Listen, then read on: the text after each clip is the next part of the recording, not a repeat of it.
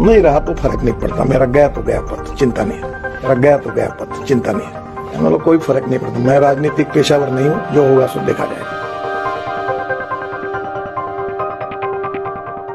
केंद्रीय मंत्री नितिन गडकरी कितना अच्छा काम कर रहे हैं ये किसी से छिपा नहीं है, लेकिन हाल ही में बीजेपी ने कई बड़े बदलाव किए। आपको पता ही होगा, केंद्रीय मंत्री नितिन गडकरी को संसदीय समिति और केंद्रीय चुनाव समिति से हटा दिया गया था। इसके बाद सोशल मीडिया पर नितिन गडकरी का एक बयान सामने आया जिसमें वो ये कहते हुए सुने जा सकते हैं कि मेरा मंत्री पद तो गया, मुझे फर्क नहीं पड़ता। अब इसी को लेकर आम आदमी पार्टी समेत तमाम ऐसे दल हैं, ऐसे नेता हैं जो नितिन गडकरी का समर्थन करते हुए बीजेपी को निशाने पर ले रही हैं और यही बात नितिन गडकरी को नागवार गुजरी, इसीलिए उन्होंने अब इस पर सफाई पेश की है। ऑफिस ऑफ नितिन गडकरी इस ट्विटर हैंडल की तरफ से 2 वीडियोस शेयर की गई हैं। एक वीडियो पे लिखा गया है मैनिपुलेटेड वीडियो, जबकि दूसरे पे लिखा गया है ओरिजिनल वीडियो। जो नितिन गडकरी हैं वो कहीं ना कहीं ये सफाई पेश करते हुए नजर आए हैं कि कुछ मीडिया संस्थानों और कुछ लोगों द्वारा जो चलाया जा रहा है एक प्रोपोगेंडा, उसकी सच्चाई क्या है। ऑफिस ऑफ नितिन गडकरी इस ट्विटर हैंडल की तरफ से वीडियो शेयर करते हुए ट्वीट में लिखा गया, कुछ मीडिया संस्थानों और व्यक्तियों द्वारा चलाए जा रहे झूठे अभियान की सच्चाई। इस ट्वीट में गडकरी कहते हुए नजर आते हैं, आज एक बार फिर मुख्यधारा की मीडिया, सोशल मीडिया का कुछ वर्ग और कुछ लोगों ने अपने राजनीतिक स्वार्थ के लिए मेरे बयान को तोड़ मरोड़ कर पेश किया। उनके द्वारा नापाक और मनगढ़ंत अभियान चलाने का प्रयास किया जा रहा है और आपको बता दें, उन्होंने इसे एक सार्वजनिक कार्यक्रमों का वीडियो बताया है। गडकरी ने ऐसे सभी लोगों को चेतावनी देते हुए कहा, मैं ऐसे तत्वों के दुर्भावनापूर्ण एजेंडे से कभी परेशान नहीं हुआ हूं, लेकिन सभी संबंधित लोगों को चेतावनी दी जाती है कि अगर इस तरह की शरारत जारी रहती है तो मैं उन्हें हमारी सरकार, पार्टी और हमारे लाखों लोगों के व्यापक हित में कानून के पास जाने से संकोच नहीं करूंगा। गडकरी ने इस ट्वीट में भाजपा, जेपी नड्डा और पीएमओ को टैग भी किया है। बता दें आपको, गडकरी का ये जो बयान है ये वीडियो साल 96-97 का बताया जा रहा है, जब वो महाराष्ट्र के पथ निर्माण मंत्री हुआ करते थे। उसी दौरान उन्होंने कार्यक्रम में बोलते हुए कहा था, महात्मा गांधी ने कहा था, कानून तोड़ने में अगर गरीब और शोषित वर्ग का हित है तो वो गलत नहीं है, लेकिन स्वार्थ के लिए कानून तोड़ा गया तो वो गलत होगा। इसमें गडकरी ने सफाई पेश करते हुए कहा, मैं तब महाराष्ट्र में मंत्री था और अमरावती जिले के मेलघाट तहसील में 2500 बच्चे कुपोषण से मर गए। हमारे मुख्यमंत्री मनोहर जोशी बोले कि नितिन, ये कैसी स्थिति है, ये मेलघाट में 450 गांव है और एक में भी रास्ता नहीं, बच्चे स्कूल नहीं जा सकते, बिजली नहीं। तो इन्हीं सारी चीजों को बताते हुए और सफाई पेश करते हुए नितिन गडकरी ने उन तमाम लोगों को चेतावनी दी जो अपने राजनीतिक स्वार्थ के लिए उनके बयान को तोड़ मरोड़ कर पेश कर रही हैं और ये कह रही हैं, ये प्रोपोगेंडा फैला रही हैं कि नितिन गडकरी बीजेपी छोड़ने जा रही हैं। आप बताइए, इस पूरी खबर को लेकर आप क्या राय रखते हैं?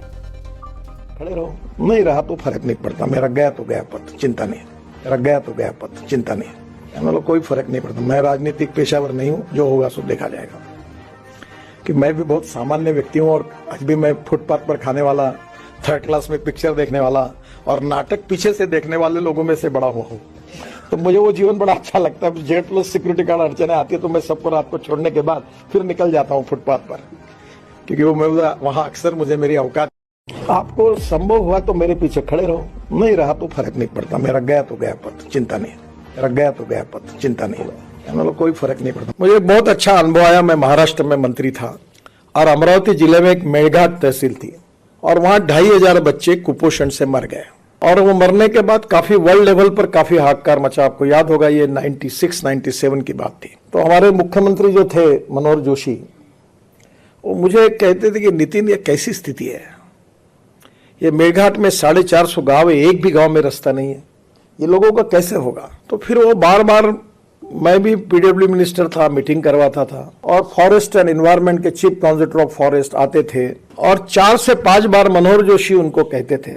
एक बार उन्होंने कहा, जब मैं सुन रहा था, उन्होंने कहा की तुम्हाला काहीच वाटत नाही का, इतकी लोक मेली, इतक्या गावात रस्ते नाही, मुलं शाळेत जात नाही, तुम्ही काम नहीं करू देत, आपको कुछ भी नहीं लगता। 2500 बच्चे कुपोषण से मर गए, बच्चे स्कूल में नहीं जा सकते, वहां के किसान है, उनका उपज मार्केट में नहीं जा सकती है, इलेक्ट्रिक की लाइन वहां नहीं गई, सब काम आपने रोक दिया फॉरेस्ट एनवायरनमेंट एक्ट के आधार पर। आपको इसका कुछ भी नहीं लगता आपको? तो चीफ काउंसिलर ऑफ फॉरेस्ट ने कहा कि sir, I am very sorry, पर मुझे आपको जवाब देना है तो यही है कि I am helpless, I can not do anything. तो मनोहर जोशी जी आगतिक हो गए। तो एक कुलकर्णी करके कमिश्नर थे, वो भी बड़े सुसंस्कृत और अच्छे अधिकारी थे। तो फिर मेरे से रहा नहीं गया, तो मैंने कहा सर, ये तुम्हारे बस का काम नहीं है, ये ऐसे काम में मैं बहुत माहिर हूँ, तुम एक काम करो, ये मेरे ऊपर छोड़ दो, मुझे कोई चिंता नहीं क्या परिणाम होते हैं और मैं ये काम करूंगा। आपको संभव हुआ तो मेरे पीछे खड़े रहो, नहीं रहा तो फर्क नहीं पड़ता, मेरा गया तो गया पद, चिंता नहीं। मैं गया। एक मर्चेंट नाम के दरियापुर में परतवाड़ा में रहते हैं मुस्लिम अधिकारी, सुपरिटेंडिंग इंजीनियर थे। मैं राजदूत पर, उस समय राजदूत थी, उसमें पूरे जगह पर घूम कर आया, कोई रोड नहीं। तो मैंने कहा तुम एक फाइल तैयार करो और फाइल तैयार करने के बाद मंत्रालय में भेजो।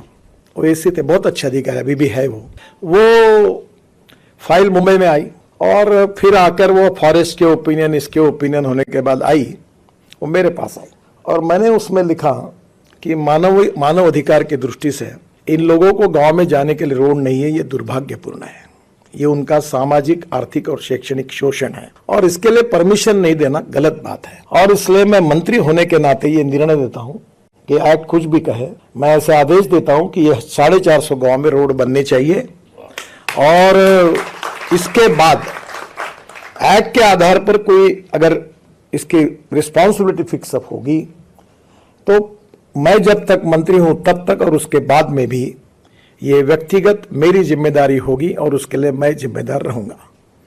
ये लिखकर मैंने तांबे करके, हमारे सेक्रेटरी थे, उन्होंने देखकर उन्होंने कहा कि तुम साहब आपने ऐसे कैसे लिखा। मतलब कोई फर्क नहीं पड़ता, मैं राजनीतिक पेशावर नहीं हूं, जो होगा सो देखा जाएगा।